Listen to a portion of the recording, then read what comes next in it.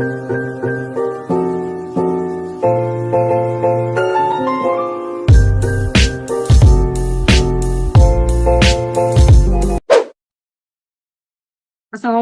warahmatullahi wabarakatuh. Hai teman-teman semuanya. Perkenalkan, nama aku Eka Fitriastuti Handayani. Aku mahasiswa psikologi dari UPI. Pada kesempatan kali ini, aku akan membahas tentang pengaruh penggunaan artificial intelligence atau AI pada siswa ditinjau dari perspektif intervensi psikologi dalam pendidikan. Pada kesempatan kali ini, presentasi ini aku dedikasikan dan aku tujukan sebagai tugas dari intervensi psikologi dalam pendidikan. Selamat malam Bu Frida, semoga berkenan dengan presentasi yang akan aku sampaikan. Oke, kita akan lanjut. Baik, yang pertama di sini kita akan membahas tentang latar belakang dari AI itu sendiri. Teman-teman, dalam beberapa waktu belakangan ini tentunya kita sudah sangat akrab ya dengan apa yang disebut AI. Nah, teman-teman sendiri sudah tahu belum apa sih dampaknya dari AI itu sendiri? Dampaknya positif, apakah dampaknya negatif, dan bagaimana sih kita melihat ini dari sisi psikologi pada siswanya itu sendiri? Oke, dari sini, keberadaan AI dalam dunia pendidikan berkembang dengan sangat cepat. AI pada kesempatan kali ini sangat membantu siswa dalam memberikan penjelasan, membuat latihan, bahkan menjadi tutor virtual bagi siswa. Dengan AI, siswa dapat meminta penjelasan konsep yang sulit, membuat ringkasan materi, bahkan meminta contoh soal dan jawabannya. Menarik sekali ya, bahwa dengan kemudahan ini, apa yang terjadi? Mungkin pada beberapa siswa ada yang ya sudah mentah-mentah aja, semua yang dikeluarkan sama AI, dia copy paste dan dijadikan sebagai pedomannya. Padahal terkadang ada sesuatu yang bias yang mungkin perlu digali lagi kebenarannya itu seperti apa. Nah, di sini, kemajuan ini ternyata tidak hanya memberikan kemudahan, tapi tentunya juga ada persoalan-persoalan yang bisa terjadi. Seperti contohnya adalah siswa sekarang ini semakin bergantung dengan AI. Mulanya mungkin mengurangi dari upaya berpikir mandiri, yang biasanya dia harus mencari banyak sumber. Saat ini hanya perlu ketik-ketik, lalu enter, keluarlah berbagai jawaban yang semudah itu didapatkan dari AI. Bahkan mengalami kebingungan saat AI menghasilkan jawaban yang ambigu, sehingga dia tidak punya titik untuk apakah jawaban ini menyaring, apakah jawaban ini sudah sesuai dengan teori-teori yang ada atau belum.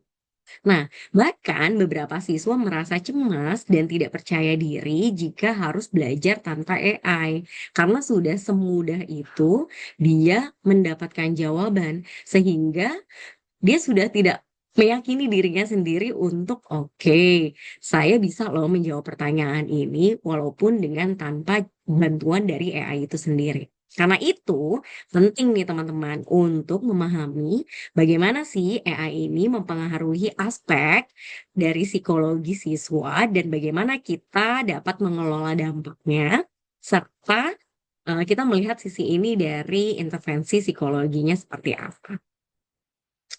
Oke teman-teman, di sini di slide selanjutnya kita akan belajar tentang bentuk penggunaan AI di pendidikan. Yang pertama ada intelligent tutoring system.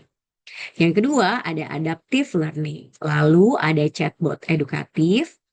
Lalu ada aplikasi pendukung kebutuhan khusus dan analisis performa akademik siswa. Saat berbicara tentang AI di dunia pendidikan, kita tidak hanya membahas soal chatbot seperti ChatGPT saja, teman-teman. AI digunakan juga dalam berbagai bentuk, seperti yang tadi sudah saya jelaskan. Dengan demikian, AI bukan lagi sekedar alat bantu tambahan, tetapi telah menjadi co-teacher, partner belajar, bahkan kadang menjadi sumber belajar utama bagi siswa. Oke, kita akan melihat nih teman-teman, dampak positif dari penggunaan AI ini seperti apa ya.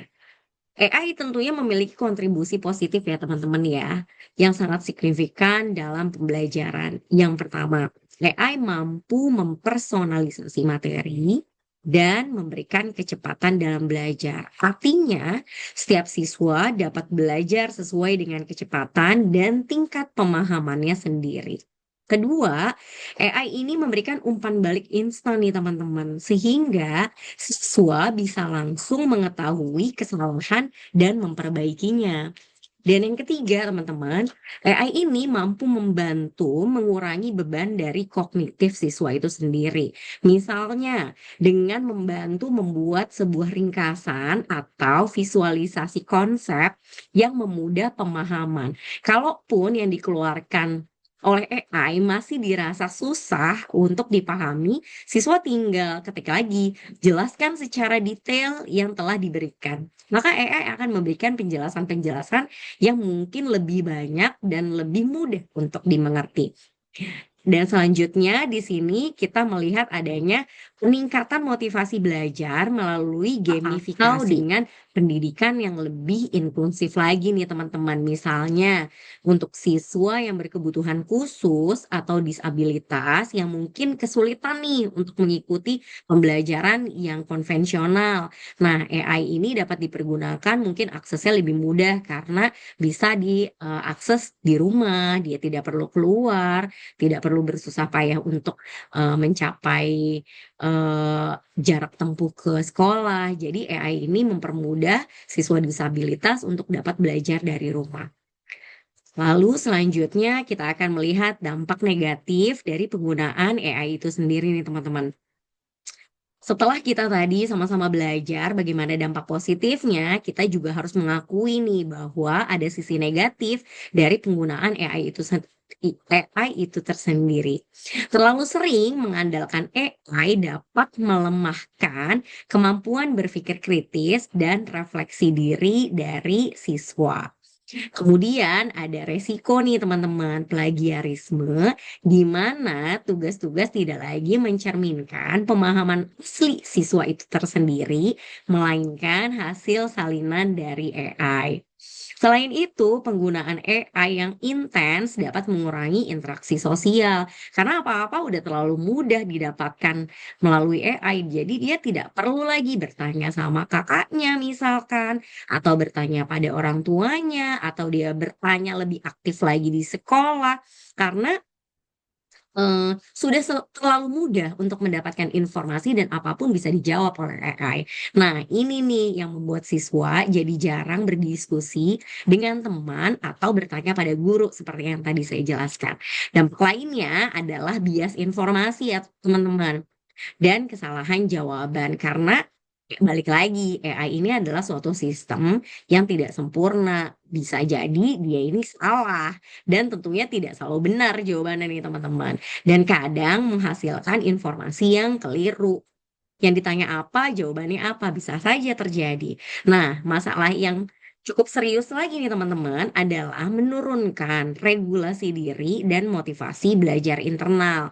Karena siswa terbiasa untuk semudah itu mendapatkan informasi dan jawaban yang cepat sehingga mengurangi dari proses berpikir itu sendiri. Oke, kita akan melihat pandangan perspektif dari teori-teori psikologi yang ada. Yang pertama, kita akan melihat dari self-regulated learning. Ini dikeluarkan oleh Zimmerman bahwa AI harus mendukung perencanaan, monitoring, dan refleksi. Dari sudut pandang psikologi pendidikan, kita dapat memahami fenomena ini melalui berbagai teori. Salah satunya adalah teorinya si Zimmerman ini bahwasannya menekankan tentang pentingnya kemampuan siswa dalam merencanakan, mengawasi, dan mengevaluasi proses belajarnya sendiri, yaitu sebuah kemampuan yang bisa melemah nih teman-teman jika AI ini terlalu berlebihan untuk diaplikasikan dalam setiap apapun yang harusnya kita tetap melatih bagaimana otak kita untuk terus berpikir. Dan ini tentunya akan berdampak sekali dengan proses belajar. Lalu selanjutnya ada self-determination theory, ini dari Daisy dan Ryan, bahwasannya AI dapat mengurangi autonomi dan relatedness siswa. Apa sih ini teman-teman? Bahwasannya adalah otonomi dari siswa, rasa kompetensi, dan keterhubungan dengan dunia sosial ini sangat penting.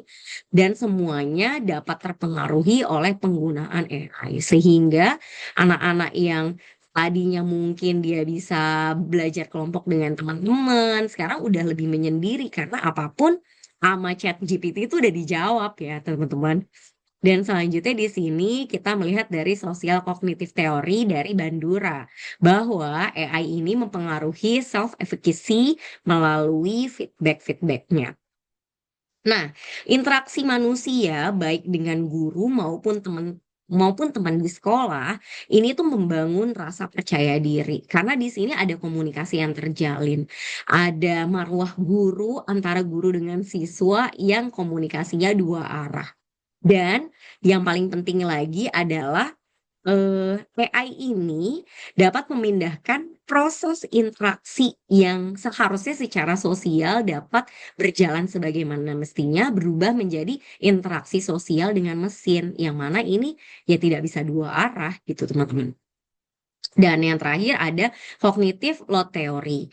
Yang ini tentang bagaimana mengatur beban kognitif terhadap materi digital. Mengingatkan bahwa memang materi digital ini harus dirancang dengan baik agar tidak menambah dari beban kognitif yang justru membuat siswa kewalahan ketika belajar melalui AI. Karena proses pembelajaran ini teman-teman harus dimulai dari basic. Ketika AI ini memproses, kemudian memberikan penjelasan yang cukup kompleks, ini akan membuat beban kognitif sendiri. Sedangkan kalau kita belajarnya dengan metode pembelajaran di sekolah, itu kan materi pembelajarannya itu sudah disusun sebagaimana mestinya, sehingga proses belajar anak itu sudah jadi lebih tersusun dan sesuai dengan masanya mereka. Oke, ini penjelasan-penjelasan tadi kita kembalikan di self-regulated learning atau SRL. Di sini kita melihat bahwa untuk mendorong siswa tetap memiliki regulasi diri dalam belajar, kita perlu membiasakan mereka untuk membuat rencana belajar sendiri. Nah, di sini kita lihat dari self-regulated learning itu diawali dengan planning. Lalu ada metacognition di sini, yaitu evaluasi. Lalu setelah evaluasi ada monitoring. Nah, untuk mendorong siswa tetap memiliki regulasi diri dalam belajar nih teman-teman, kita perlu membiasakan mereka membuat rencana belajar sebelum memulai untuk menggunakan AI. Mereka juga perlu mencatat proses seperti apa, proses belajar yang bagaimana melalui jurnal dari refleksi itu sendiri. Misalnya, apa yang akan dipahami, apa yang belum dipahami, dan bagaimana proses berpikirnya. Ini tuh harus dibuat planning. Guru pun dapat memberikan umpan balik yang berfokus pada proses, bukan sekedar hasil akhir. Dan yang paling penting, siswa perlu dilatih untuk mampu belajar mandiri, teman-teman, agar AI ini menjadi asisten belajar, bukan menjadi crutch atau tongkat penyangga yang membuat jadi ketergantungan. Disinilah pentingnya untuk meningkatkan kesadaran belajar mandiri tanpa bantuan dari AI. Oke, kita di sini akan melihat teori dari growth mindset and literasi AI dari Dweck. Di sini bahwasannya dalam perspektifnya growth mindset, AI ini perlu dipandang sebagai alat untuk membantu proses belajar nih teman-teman. Bukan hanya sebagai penyedia jawaban instan, siswa harus dilatih dan siswa tentunya harus menyadari bahwa belajar ini membutuhkan usaha. Belajar ini adalah sebuah effort. Proses belajar itu juga nggak bisa instan karena harus ada membacanya, mengulangnya, kemudian mungkin juga dengan banyak menjawab pertanyaan sehingga prosesnya ini akan menjadi ingatan jangka panjang, teman-teman. Nah, siswa harus menyadari bahwa belajar membutuhkan usaha internal yang tadi sudah saya jelaskan. Literasi AI juga sangat penting sehingga siswa perlu mengevaluasi informasi, menyadari potensi bias dari jawaban-jawaban AI dan memahami bahwa AI juga memiliki keterbatasan. Dengan begitu, siswa tidak hanya siap menggunakan AI, tetapi juga mampu berpikir kritis terhadap segala informasi yang dihasilkan. Jadi tidak hanya mentah-mentah menerima segala informasi yang diberikan oleh AI, tapi juga bisa eh, menyaring segala informasi yang ada sehingga itu dapat dikonfirmasi dengan berbagai sumber-sumber yang lebih valid lagi. Oke, yang selanjutnya pengaruh AI psikologi pendidikan ini kita melihat dari intervensi berbasis desain instruksional dan bagaimana sih kebijakan dari sekolah itu sendiri. Nah, di sini dalam merancang pembelajaran, guru pun perlu membuat tugas dan aktivitas yang mendorong kreativitas nih teman-teman, tentunya dari siswa itu sendiri. Eh, Mendorong kreativitas, analisis, dan adanya diskusi di antara siswa, sehingga informasinya jadi lebih kompleks. Hal-hal ini tidak dapat nih dilakukan oleh AI secara langsung, sehingga guru pun perlu mengurangi beban kognitif berlebihan dengan menyajikan materi digital yang jelas, terstruktur, dan mudah dipahami. Dengan demikian, AI tidak menggantikan proses berpikir dari siswa itu sendiri, tetapi eh, eh, kemajuan teknologi ini dapat menggali potensi siswa menjadi lebih kreatif lagi. Nah, selanjutnya kita melihat dari kebijakan sekolah. Pada tingkat institusi, sekolah perlu membuat pedoman penggunaan AI menjadi lebih jelas, terutama saat mengerjakan tugas dan ujian nih teman-teman. Guru juga perlu mendapatkan pelatihan literasi AI dan pemahaman psikologi agar mereka bisa membimbing siswa secara lebih tepat. Lalu pengawasan internal akademik sangat penting untuk memastikan penggunaan AI ini tidak merusak potensial dari siswa itu sendiri. Dengan kebijakan yang tepat, AI dapat menjadi alat yang memperkuat pendidikan, bukan justru melemahkan dari potensi siswa tersebut. Oke, terima kasih. Demikian penjelasan dari saya terkait dengan bagaimana sih pengaruh AI terhadap psikologi siswa dilihat dari intervensi psikologi pendidikan. Semoga informasi yang saya berikan bermanfaat dan tentunya eh, tidak hanya manfaat bagi saya sendiri yang masih terus belajar, tapi juga dapat menjadi informasi yang bermanfaat juga untuk semua teman-teman yang menonton channel saya. Terima kasih atas kesempatan yang diberikan. Aku juga mau terima kasih banyak juga untuk Bu Frida selaku dosen dalam intervensi pendidikan ini.